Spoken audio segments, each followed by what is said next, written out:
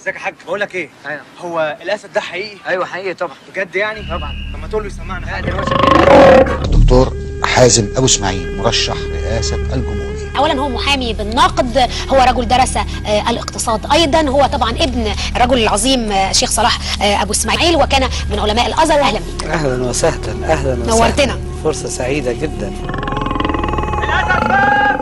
الاسد فاك! قيل لي وأنا في طريقي إليك اليوم مع الشيخ حازم صلاح أبو إسماعيل: هل أنت ذاهب إلى الوحش في عقد هذا؟ انتوا فاكرين ان القضيه كانت ان كان في واحد اسمه حسني مبارك طلعوا الناس عليه اسبوعين في ميدان التحرير، سقط، خلصنا؟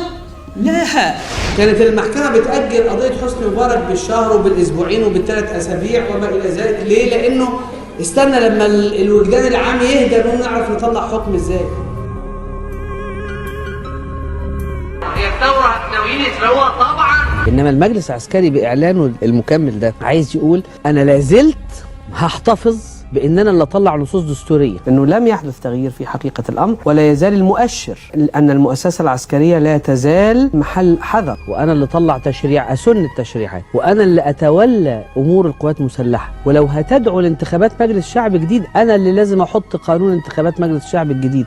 دي عربده. احنا بلدنا كانت محتلة ولا تزال اقتصاديا وثقافيا واجتماعيا في ايد غيرها، وهتشوفوا ان بعد ما هيخلصوا لهم على الاسلاميين هيتفرغوا لشباب الثورة، هيأزأزوهم واحد واحد، هيأزأزوهم أزأزة، وهيستفردوا بشباب الثوره واحد واحد. الواد المجرم علاء فتاح ده مكانه السجن، مكانه الطبيعي السجن. معاقبة المتهم أحمد سعد دوما سعد كلهم حاجه واحده، يا تلاقي اشتراكيين ثوريين مخربين طبعا، يا تلاقي بتوع 6 ابريل مخربين طبعا، يا تلاقي بتوع عصابه جماعه الاخوان الارهابيين مجرمين طبعا. انت فيك، انت اوفر، انت ولا حاجه. نحن امام كارثه حقيقيه، انه الثوره الناس بيسلموها مره ثانيه، ولا في حاجه اسمها شباب ثوره، ولا حد محافظ على الثوره. انا لست ممن يثقون في المجلس الاعلى للقوات المسلحه.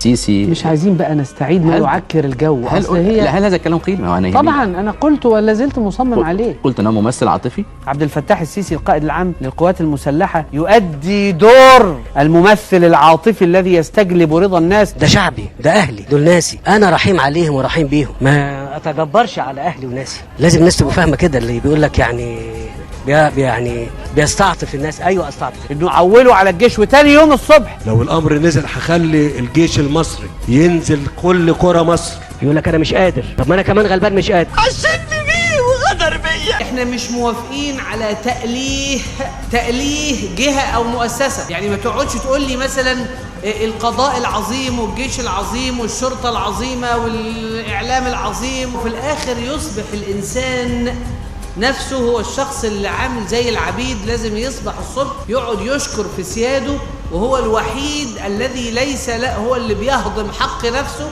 في انه هو يكون صاحب سلطان على بلده. هذه القصه. تسمح لي اقبل يدك؟ يعني انت بتشوف انه الدعوات اللي بتطالب بان الجيش ينزل دي دعوات كلفتة ومؤامره؟ ايه دي جريمه. ده انقلاب على الدستور. انقلاب. مش كده ولا ايه؟ انا عايز رايي.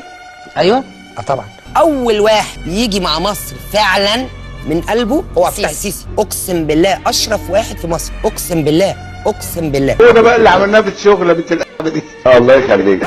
خايفه لما حضرتك تيجي رئيس جمهوريه تقول لنا شدوا الحزام وانتوا عددكم كتير بتخلفوا كتير، والكلام اللي احنا اتعودنا ان احنا نسمعه. والله يا وكفايه خلفه وكفايه عدد واجيب لكم منين، مش ده الكلام اللي بنسمعه. والله يا استاذه انا اشكرك شكرا جزيلا على هذا السؤال الرائع. لو انت طالبتني بكل شيء انا هطالبك بشيء واحد بس، اقول لك لو سمحت النمو السكاني اخباره ايه؟ الناس دي كان راكبه ودنها ودماغها على مدار سنين، ناس بتقول لهم لا خلفوا وكل واحد بيجي برزقه فاحنا محتاجين مجهود، ان ربنا ما قالش كده. كانت هنيله اللي عايزه خالف. انه يا شعب لما تلاقي نفسك كتير وقوه استهلاكيه، القوه الاستهلاكيه دي ممكن ترجمتها الى قوه اقتصاديه لبلدك. والناس دي فعلا لازم تروح السجن، واولهم انت يا صفوه. نطالب السيد النائب العام بسرعه القبض على الشيخ حازم ابو اسماعيل، وبنوعده ان احنا كظباط شرطه لو صدر قرار من النائب العام سوف نقوم بالقبض عليه فورا في خلال ساعتين من الزمن. هدوركم حاضرا داخل قفص الشرف ده. هذا القفص الآن أشرف بقعة. الحقيقة أنا مستكتر ده ومستعيبه على الشباب وعلى السياسيين، إن نقعد بعد 5-6 سنين وقد عدنا مرة أخرى شعبا تابعا، ويبقى امتلكنا امورنا بايدينا وبعدين اتضحك علينا شويه واتكلفتنا واترمينا مره تانية. سمحت بعد اذنك، الاقي بيت الاسد فين؟ من هنا. طب الاقيه موجود دلوقتي يا فندم؟ للدرجه دي 18 19 واحد يصبحوا قدر على رقاب الناس ليه؟